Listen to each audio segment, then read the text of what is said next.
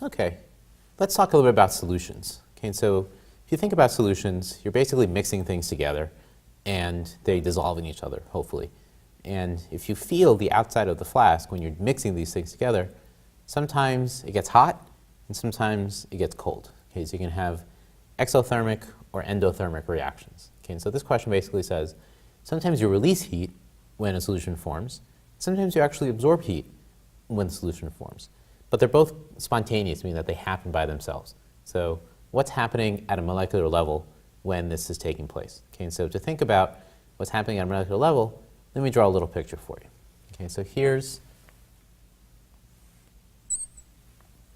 my little beaker or flask that has something in it. And let's say that there's some kind of particle A and some kind of particle B. And there's another A over here, another B over here. There's different interactions that can occur between all these different particles with each other. Okay, and so the idea is that maybe A is interacting with A, and maybe B is interacting with B, and maybe A is interacting with B. And when I say interact, what I mean is there's some kind of intermolecular force, or IMF, that's holding these things to be relatively close together. And so this could be, for example, van der Waals, or dipole-dipole interactions, or hydrogen bonding, etc. Okay, so if a solution is considered ideal,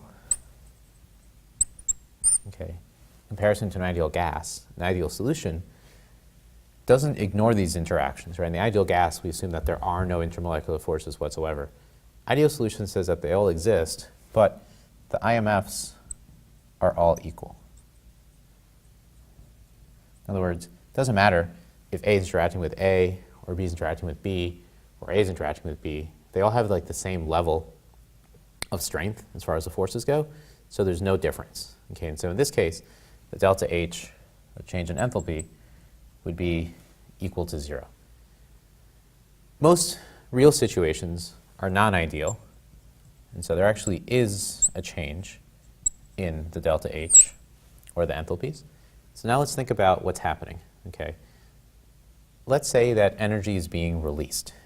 So if energy is being released, that means that my delta H here is negative.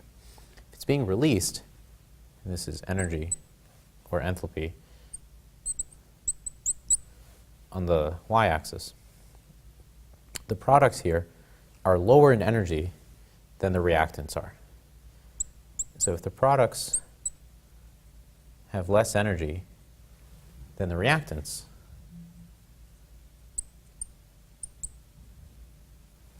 that means that they must be more stable than the reactants.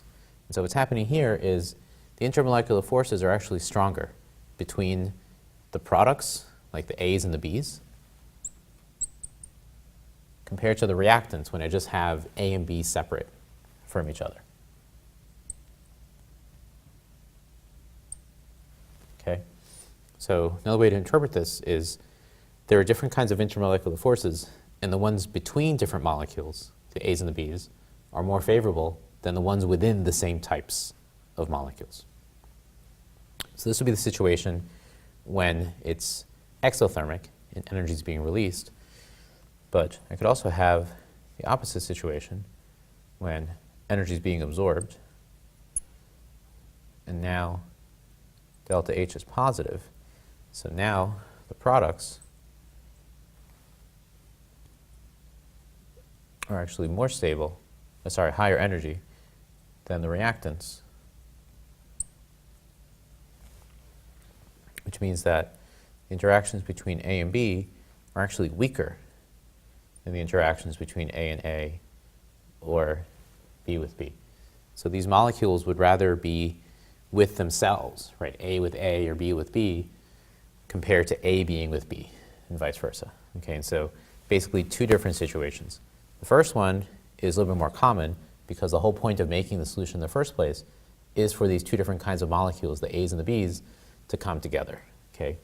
If the second thing happens, where the intermolecular forces are weaker between A and B, and there's a really big difference between them, it might get so bad that these things actually never combine in the first place, and they just form two separate layers. But in some cases, you can still tolerate an energy absorbing or endothermic reaction and still create a solution.